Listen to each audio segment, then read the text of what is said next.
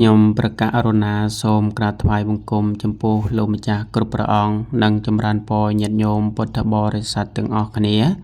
ថ្ងៃនេះខ្ញុំប្រកាសអរុណានឹងធ្វើការអាននៅព្រះពុទ្ធដីកាចែកជូនជាធម្មទាន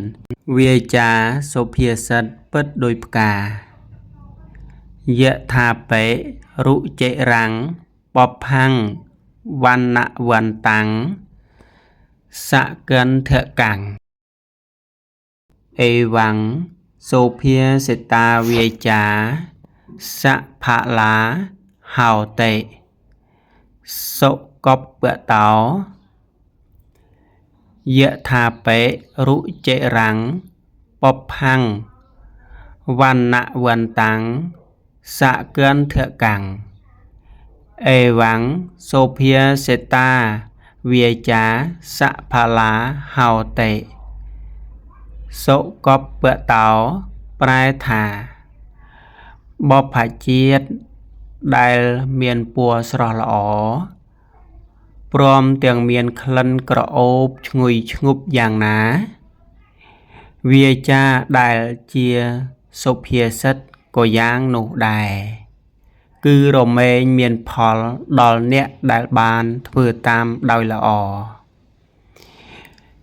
យថាបេរុចិរាំងបបផាំងវណ្ណវន្តាំងសកិន្ថកាំងអេវ៉ាំងសូភាសិតាវាចា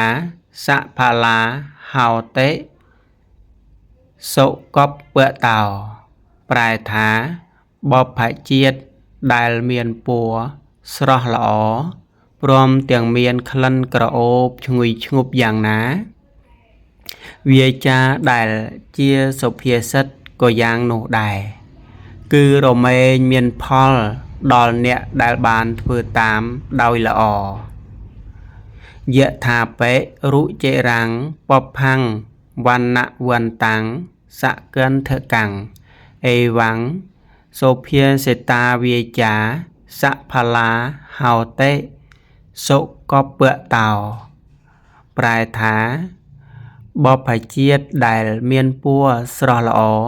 ព្រមទាំងមានក្លិនក្រអូបឈ្ងុយឈ្ងប់យ៉ាងណាវាចាដែលជាសុភាសិតក៏យ៉ាងនោះដែរគឺរមែងមានផលដល់អ្នកដែលបានធ្វើតាមដោយល្អ